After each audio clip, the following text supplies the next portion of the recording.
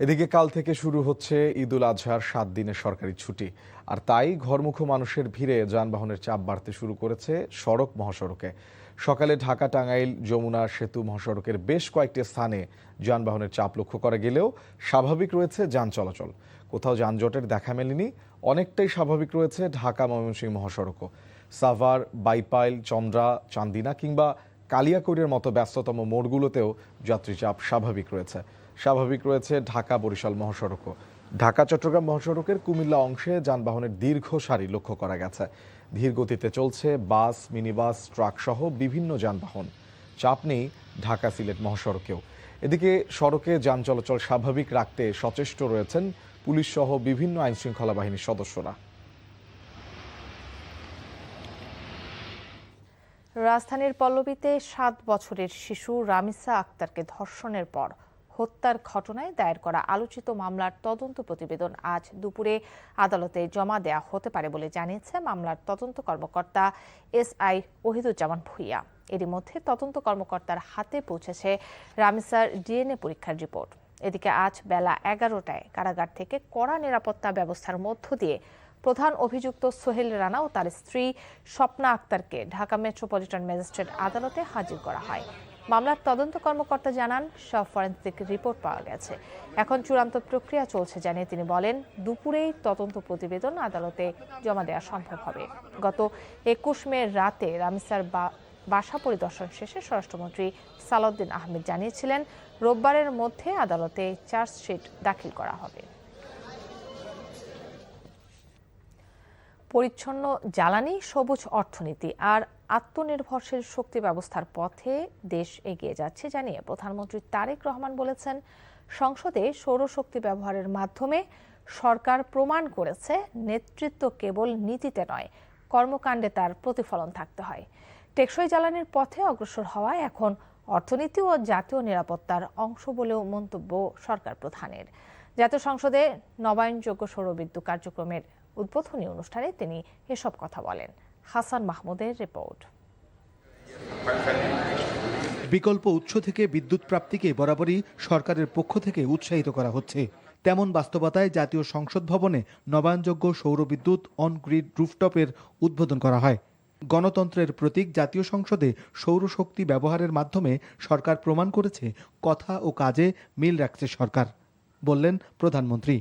আমার মনে হয় একটা বার্তা বোধহয় আমরা স্পষ্টভাবে দিতে পারবো, সেটি হচ্ছে বাংলাদেশ পরিচ্ছন্ন জ্বালানি, সবুজ অর্থনীতি এবং আত্মনির্ভরশীল শক্তি ব্যবস্থার পথে ধীরে ধীরে দৃঢ়ভাবে এগিয়ে যাচ্ছে। জ্বালানি খাতে দেশ স্বনির্ভর হওয়ার চেষ্টা করছে জানিয়ে প্রধানমন্ত্রী বলেন, টেকসই জ্বালানি নিশ্চিত করতে সৌর বিদ্যুৎ সহায়ক হবে। সৌরশক্তি এখন কেবল পরিবেশ বান্ধব নয়, অর্থনৈতিকভাবে অত্যন্ত কার্যকর একটি সমাধান। প্রতিটি নাগরিক যদি পরিচ্ছন্ন জ্বালানির এই অভিযাত্রায় অংশ নেয়, তবে বাংলাদেশ ইনশাআল্লাহ খুব দ্রুতই একটি সবুজ এবং টেকসই উন্নয়নের মডেল রাষ্ট্রে পরিণত হতে পারে। অনুষ্ঠান শেষে চিফ হুইপ সাংবাদিকদের এক প্রশ্নের জবাবে জানান, সংবিধান সংশোধন কমিটিতে শেষ পর্যন্ত যুক্ত হবে বিরোধী দল। দিন শেষে সংবিধান সংশোধন করতেই হবে, ছাড়া কোনো পথ নাই। পৃথিবীতে এইরকম কোনো ঘটনা নাই যে সংবিধান আছে ফেলে দিয়ে আবার নতুন করে সংবিধান, বিপ্লব হলে, আন্দোলন হলে, দেশ স্বাধীন হলে এগুলো করে। সামনে সংসদের বাজেট অধিবেশন শুরু হতে যাচ্ছে, আর এজন্য শৃঙ্খলা রক্ষার্থে সিদ্ধান্ত নেওয়া হচ্ছে দর্শনার্থী সীমিত করার, জানালেন chief whip. Hasan Mahmud, NTV news, Dhaka. হাম পরবর্তী জটিলতায় আক্রান্ত শিশুদের জীবন বাঁচাতে এই মুহূর্তে সবচেয়ে বড় সংকট শিশু আইসিইউ শয্যার। চিকিৎসকেরা বলছেন, নতুন করে সংক্রমণ বড় কোনো ঝুঁকি না হলেও গুরুতর অসুস্থ শিশুদের আইসিইউ সাপোর্টের মাধ্যমে সুস্থ করে বাড়ি ফেরানোটাই এখন মূল চ্যালেঞ্জ। সাধারণ হামে মৃত্যু না হলেও হাম পরবর্তী গুরুতর নিউমোনিয়া ও ডায়রিয়া শিশুদের জীবন সংকটে ফেলছে। এদিকে সরকারি সিদ্ধান্তে ৬ মাসে বুস্টার ডোজ নিলেও শিশুরা পরবর্তীতে ৯ মাস ও ১৫ মাসের রুটিন টিকা নিতে পারবে, এতে কোনো ক্ষতি নেই। বিস্তারিত দেখুন নাহিদ প্রিন্সের রিপোর্টে। কোলের ১ বছরের সন্তানটি এখন বেঁচে থাকার ভরসা স্বামীহারা প্রতিবন্ধী মা সাইমা আক্তারের। কিন্তু নিয়তির নির্মম পরিহাস, হাম থেকে শরীরটা কোনো মতে মুক্ত হলেও এই শিশুর শরীরে এখন বাসা বেঁধেছে তীব্র নিউমোনিয়া। তবে সন্তানকে বাঁচাতে এখন দরকার পিআইসিইউ সাপোর্ট, যা কুমিল্লার বেশ কয়েকটি হাসপাতাল ঘুরে ঢাকায়ও মেলেনি। স্যার, আমার স্বামী নাই, এই বাচ্চাটা আমার সম্বল, আমি কইছি এরা ভর্তি রাখছেন আমার বাচ্চাটা। কয়দিন ধরে ওর এই সমস্যা?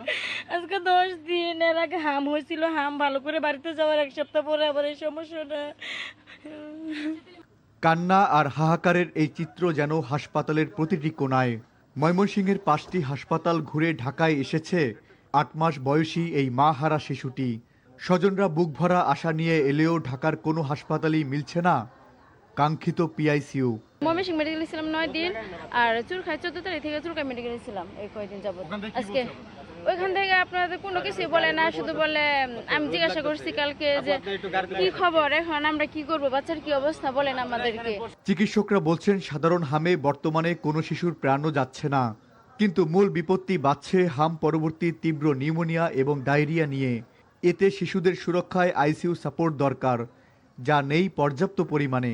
যেগুলি কমপ্লিকেটেড মিজেলস বা কমপ্লিকেশন ডেভেলপ করতেছে, specially severe pneumonia, severe diarrhoea, sepsis, meningitis, encephalitis, সেইগুলি হলো আমাদের এখন চ্যালেঞ্জ। ভর্তির পরেও অনেক সময় লাগে, 1 সপ্তাহ, 2 সপ্তাহ, 3 সপ্তাহ, 4 সপ্তাহ ভালো হতে যাচ্ছে। শ্বাসকষ্ট রিলিফ হতে অনেক সময় লাগতেছে এবং শেষে গিয়ে 2-1টা রোগী খারাপ হচ্ছে। এইগুলিকে ভালো করে পাঠানোই এখন আমাদের বড় চ্যালেঞ্জ। এটার জন্য আমাদের পর্যাপ্ত আইসিইউ বেড দরকার। তবে হামের এই জটিলতা প্রতিরোধে ভ্যাকসিনের ওপর সর্বোচ্চ জোর দিচ্ছেন চিকিৎসকরা। বিশেষ করে 6 মাসের বুস্টার ডোজ নিয়ে অভিভাবকদের সব বিভ্রান্ত দূর করছেন বিশেষজ্ঞরা। তারা বলছেন শিশুদের এই 3টি টিকাই দিতে হবে। Nahid Prince, NTV news, Dhaka. কক্সবাজারে জেলা জজ আদালতের সামনে দুর্বৃত্তদের গুলিতে স্থানীয় স্বেচ্ছাসেবক দলের নেতা সহ 3 জন গুলিবিদ্ধ হয়েছেন। এ ঘটনায় 2 জনকে আটক করে পুলিশে দিয়েছেন স্থানীয়রা। পুলিশ জানায় সকালে কক্সবাজার সদর উপজেলার ঝিলংজা ইউনিয়ন বিএনপির সাধারণ সম্পাদক লিয়াকত আলী মেম্বার তার ভাই এবং দলীয় নেতাকর্মী নিয়ে আদালতে একটি মামলার হাজিরা দিতে যান। এ সময় মোটরসাইকেলে করে আসা একদল দুর্বৃত্ত তাদের লক্ষ্য করে গুলি ছুড়ে। এতে আদালত প্রাঙ্গণে আতঙ্ক ছড়িয়ে পড়লে লোকজন ছোটাছুটি শুরু করে। গুলিবিদ্ধ হন লিয়াকত আলীর ভাই, স্বেচ্ছাসেবক দলের নেতা মাইনুদ্দিন সহ 3 জন। অপর 2 জনের পরিচয় তাৎক্ষণিকভাবে জানা যায়নি। পরে স্থানীয়রা ধাওয়া দিয়ে 2 জন সন্দেহভাজনকে আটক করে পুলিশে দেয়। আহতদের উদ্ধার করে সদর হাসপাতালে ভর্তি করা হয়।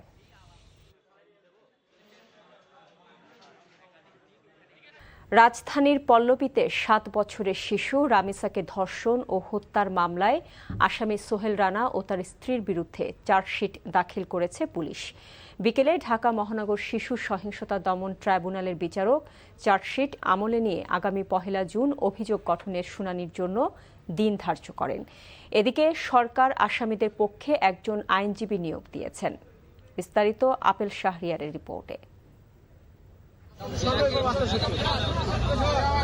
সকাল 11:30টার দিকে কড়া নিরাপত্তায় ঢাকার চিফ মেট্রোপলিটন ম্যাজিস্ট্রেট কোর্টে হাজির করা হয় মামলার প্রধান আসামি সোহেল রানা ও তার স্ত্রী রূপা আক্তারকে। বিকেল 3:30টার কিছু পর আদালতে আনুষ্ঠানিকভাবে মামলার তদন্ত কর্মকর্তা অভিযোগপত্র দাখিল করেন। সেখানে ঘাতক সোহেল রানার পাশাপাশি সহযোগী হিসেবে তার স্ত্রী স্বপ্না আক্তারকে অভিযুক্ত করা হয়।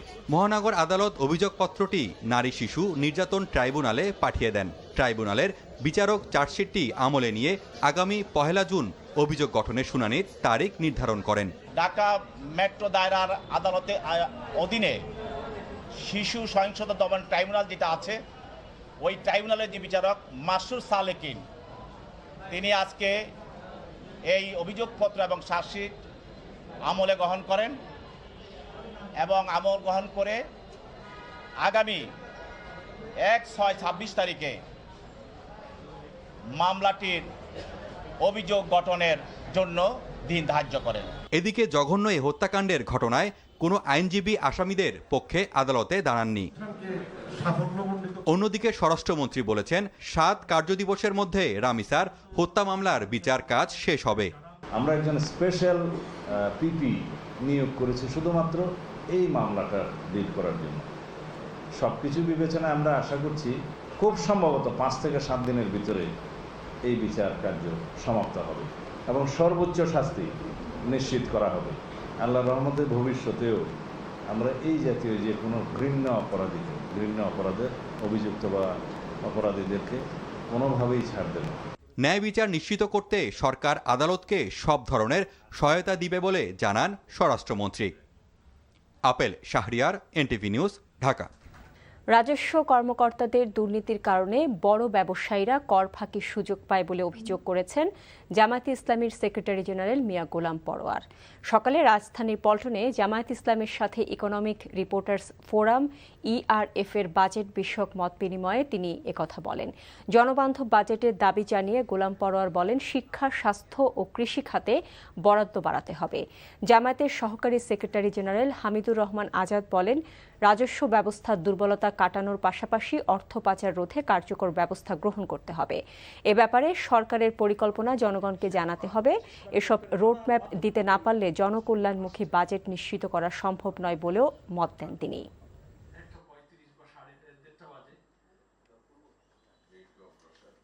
যারা আদায় করেন, এনবিআরএসি অথরিটি, ইনকাম ট্যাক্সের অথরিটি, যারা ট্যাক্স ধার্য করছেন, যারা নিচ্ছেন, যারা ভ্যাট ধার্য করছেন, পদে পদে, সময় নাই, পদে পদে এখানে ব্যাপক দুর্নীতি। খাতুনগঞ্জের অনেক ব্যবসায়ীরা ডেলি 1 কোটি টাকা তাদের ব্যবসা, বেচা কেনা, বছরে সে ট্যাক্স দেয় 10,000 টাকা। মাঝখানে কি হয়? আরো অনেক সমাজের খাত এবং ব্যবসা বাণিজ্য ট্যাক্সের এবং রেভিনিউর যথেষ্ট সোর্স আছে যেখানে সীমাহীন দুর্নীতিতে আমরা আকণ্ঠ নিমজ্জিত। ফলে আয়ের ক্ষেত্রে যেমন পক্ষপাত দুষ্ট, যার সাথে যার পলিটিক্যাল লিঙ্কেজ আছে, ফ্যাসিনেশন আছে, আনডিউ প্রিভিলেজ যারা গ্রহণ করে, সেখানে ট্যাক্স ভ্যাট বসানোর ক্ষেত্রে একটা আলাদা দৃষ্টিকোণ। ঈদুল আজহাকে সামনে রেখে জমে উঠেছে পশুর হাট। হাটে স্থান পেয়েছে বিভিন্ন জাতের গরু, ছাগল, মহিষ। তবে বিক্রেতারা বলছেন, পশুপালনে খরচ তুলতে হিমশিম খেতে হচ্ছে তাদের। আর গতবারের তুলনায় পশুর দাম বেশির অভিযোগ করছেন ক্রেতারা। খুলনার শাহপুর হাটে খামারিদের পাশাপাশি নিজ বাড়িতে পালিত গরু, ছাগল বিক্রি করতে এসেছেন প্রান্তিক কৃষকেরাও।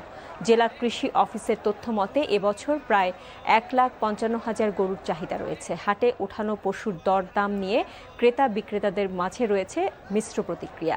চাঁপাইনবাবগঞ্জের ছোট বড় মিলিয়ে 19টি স্থানে বসেছে গবাদি পশুর হাট, যেখানে জার্সি, ক্রস জাতের গরুর পাশাপাশি দেশীয় জাতের পশু স্থান পেয়েছে। তবে দেশীয় জাতের মাঝারি ও ছোট আকারের গরুর চাহিদা অন্যান্য বারের চেয়ে বেশি বলছেন বিক্রেতারা। ফেনীতে জমে উঠেছে কোরবানির পশুর হাট। জেলার 94টি স্থায়ী ও অস্থায়ী হাটে প্রতিদিনই আসছে হাজার হাজার পশু। ক্রেতা বিক্রেতাদের উপস্থিতিতে মুখর হয়ে উঠেছে হাটগুলো।